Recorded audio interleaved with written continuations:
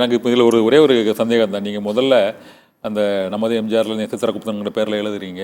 அப்போ வந்து இந்த காவி அடி கழகத்தை அழி அப்படின்னு சொல்லி வந்தீங்க. பாரதிய ஜனதா கட்சி வந்து அதிமுக அபகரிக்க முயற்சிக்குது அந்த ஒரு நோக்கத்தில் தான் அதுலேருந்து வெளியே வரீங்க. இப்போ ஓபிஎஸ் வந்து தொடர்ந்து பாரதிய ஜனதா கட்சியோட தான் அந்த கூட்டணியில் பயணிக்கிறாரு. அவங்க கூட இந்த நாடாளுமன்ற தேர்தலில் கூட அந்த கமலாலயத்துக்கு வந்து அதிமுக தலைவர்கள், அது டிடிவி தினகரன் உள்பட எல்லாரும் அங்கே போய் அங்கே சீட்டுக்காக வெயிட் பண்ணது வந்து ஒரு அதிமுக தொண்டர்களுக்கு அது ஒரு பெரிய மகிழ்ச்சி அளிக்கக்கூடியதோ. அது அந்த காட்சி ஒரு புதுமையாக இருந்தது. இவ்வளோ பெரிய கட்சி அங்கே போய் சீட்டு வாங்கணுமா, அதிலிருந்து பிரிந்தவங்க அங்கே போய் சீட்டு வாங்கணுமான்னு ஒரு கேள்வி இருந்தது. ஒரு தொகுதி, அதுவும் கடைசி நேரத்தில் பாஜக மாநில தலைவர் அண்ணாமலை கூட அந்த தொகுதியை கூட அவர் அறிவிக்கலை. எந்த தொகுதியில் ஓபிஎஸ் நிற்க போகிறாரோ அப்படிங்கிற ஒரு சூழ்நிலை வந்தது. அத்தகைய ஒரு நெருக்கடியான சூழ்நிலையில் அந்த பாரதிய ஜனதா கட்சி கூட்டணியில் தொடரணுமா இன்னும் அப்படிங்கிற ஒரு கேள்வி இருக்குது. ஆனால் நீங்கள் உங்களை போன்றவர்கள் அதில் கொள்கை பரப்பு செயலாளராக இருக்கீங்க. நீங்கள் முதல்ல இருந்தே அந்த பாஜக கூட்டணினால என்ன பாதிப்பு ஏற்படக்கூடும் அப்படின்னு முன்னாடியே கணிச்சிருக்கீங்க. நீங்கள் அது இந்த பிரிவினை கூட்டணி மாறுதெல்லாம் வரதுக்கு முன்னாலே கணிச்சிருக்கீங்க. ஆனால் இப்போவும் அதை நீங்கள் வந்து அதை ஏற்றுக்கிறீங்களா? அதை இல்லை, நான் திருப்பி பாரதிய ஜனதா கட்சியோடு ஏற்பட்டிருக்கக்கூடிய கூட்டணி என்பது, நான் சொல்வது தான், கூட்டணி என்பது ஒரு தற்காலிக தேர்தல் வெற்றிக்கான உடன்பாடு. அவை கொள்கைகளோடு ஒத்துப்போவது கிடையாது. சரி சரி. நம்ம வீட்டில் பக்கத்து வீட்டில் ஒரு கல்யாணம், குடும்பத்தோட கல்யாணத்துக்கு போகிறோம். நம்ம வீட்டு அடுப்படி இடிச்சு போட்டு போகிறது கிடையாது. போவோம், மொய் எழுதுவோம், கலந்துப்போம், வந்துட்டு வந்து நம்ம வீட்டில் சமைக்க போகிறோம். ஆக தேர்தல் என்பது தேர்தலில் ஏற்படக்கூடிய உடன்பாடு தான். அதை கூட்டணி என்று சொல்வதை கூட உடன்பாடு என்று சொல்லலாம். வெற்றிக்காக முயற்சிக்கிற ஒரு உடன்பாடு, அணி சேர்ந்து போட்டியிடுவோம். அதுதானே தவிர அதை கடந்து பாஜகவின் கொள்கைகளோடு நாங்கள் ஒன்றி போய்விட்டோம் என்பது உடன்பாடு அல்ல. அப்படி இல்லை. எங்களை பொறுத்தவரை இப்ப இந்த என்டிஏல என்ன இருக்குன்னா, திராவிட முன்னேற்ற கழகத்திற்கு மூர்க்கணாங்கயிறு போட வேண்டும். தொடர் வெற்றியை பெற்றுக் கொண்டிருக்கக்கூடிய எங்கள் பகையாளி இயக்கமாக நாங்கள் கருதக்கூடிய திராவிட முன்னேற்ற கழகத்திற்கு அதிமுகவின் பிறப்பின் நோக்கம் என்ன சார்? திமுக எதிர்ப்பு. அதுதான் அதனுடைய அவதார பிறப்பினுடைய நோக்கமே அதுதானே. திராவிட முன்னேற்ற கழகத்தின் தொடர் வெற்றிக்கு மூக்கணாங்கயிறு போடணும், ஒரு தடை போடணும் என்று சொன்னால் எடப்பாடியினுடைய அரசியல் நிலைப்பாட்டை பின்பற்றி அது நடக்காது. வேறு வழியில் நடப்பது நாடாளுமன்ற தேர்தல். இந்த நாட்டின் பிரதமருக்கான தேர்தல் நடக்கிற போது பாஜகவோடு உடன்பாடு கண்டு திராவிட முன்னேற்ற கழகத்திற்கு தடை போட வேண்டும் என்ற முயற்சிகள் தான் நாங்கள் ஈடுபட்டோம். ஆனால் அரசியலை விட அரித்மெட்டிக் தான் வேலை செஞ்சது.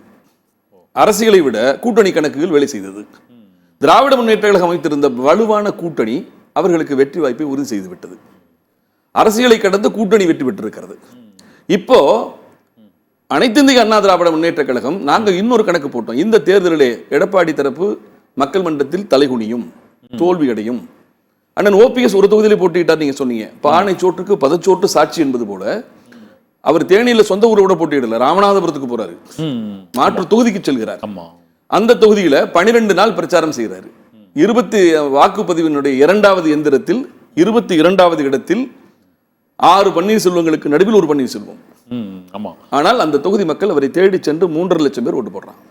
இரட்டைகளை சென்று 3ஆம் இடத்திற்கு தள்ளப்பட்டு டெபாசிட் போகுது. ஆனால் இப்பவும் முழுமையாக தொண்டர்கள் செல்வாக்கு ஓபிஎஸ் இருக்குன்னு நினைக்கிறீங்களா சார்? நாங்கள் தான் சொல்றேன். நாங்கள் உங்களுக்கு தொண்டர்களுடைய செல்வாக்கு இல்லை என்பது நீங்கள் 2,33,00,000 உறுப்பினர்களில் 1/3 பங்கை கூட உங்களால் பெற முடியவில்லை. உங்களுக்கு தொண்டர்கள் ஆதரவு இல்லை என்பதற்கு அது சாட்சி.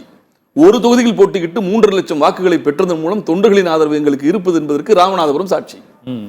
ஓபிஎஸ் நாங்க ஒண்ணு சொல்லுங்க, நீங்க எந்த மனிதருக்கு இப்படிப்பட்ட ஒரு அவமானமும் ஒரு வெளியேற்றுகிற விதத்தில் நடத்தப்பட்ட அசிங்கங்களும் சாதாரண மனிதன் சொல்ல மாட்டானா? அவர் என்னையா தப்பு பண்ணாரு? ஆனா அந்த அனுதாபம், அந்த ஒரு இறக்கம் இருந்தது, அது அப்படியே அது இவருக்கு சாதகமாக அதை முழுமையாக அவர் பயன்படுத்திட்டார் சார்.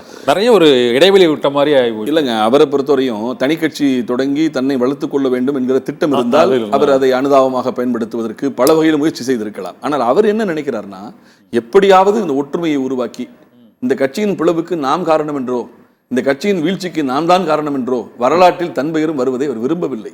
அது சரியான அதனால தேர்தல் முடிஞ்சு 72 மணி நேரத்தில் ஒரு அறிக்கை கொடுக்கிறாரு. எந்த தியாகத்திற்கும் தயார்.